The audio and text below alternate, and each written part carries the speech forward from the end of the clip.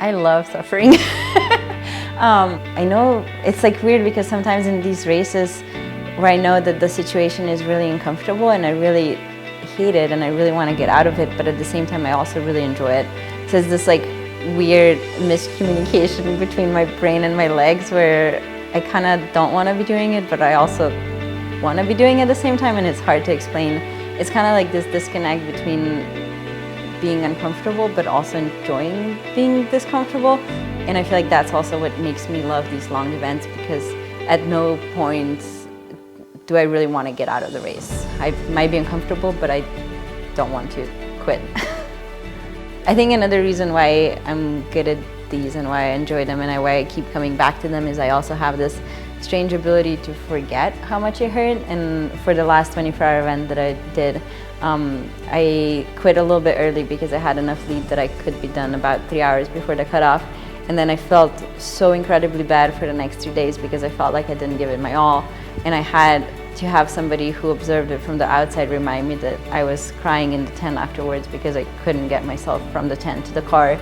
And I didn't even remember that. So I feel like it's things like that that also kind of make these enjoyable, just being able to remember just the good times and kind of forget all the suffering and all the actual struggle that went on during the event itself.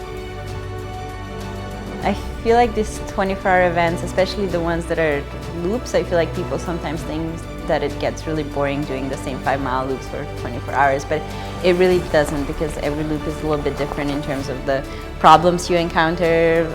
Your stomach starts turning in the middle of the night where your body would rather sleep than digest and run.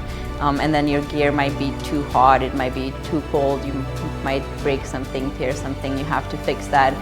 It's also, your mind is every lap in a different place, so it's never quite exactly the same. And the way, like when the sun sets, it's very different, and then when the lights come on. And some of my best memories actually from the past are from nighttime, because the way the light plays with the shadows and the headlamps that you see of people around you is just, it's slightly magical.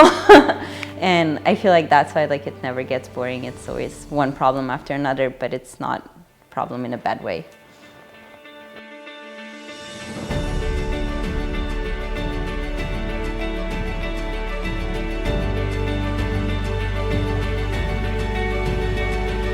Yeah, I feel like the mental resilience is part train and part, I feel like it just has to be a part of who you are. You have to not really enjoy the moments of suffer, but be okay with them enough to go there again.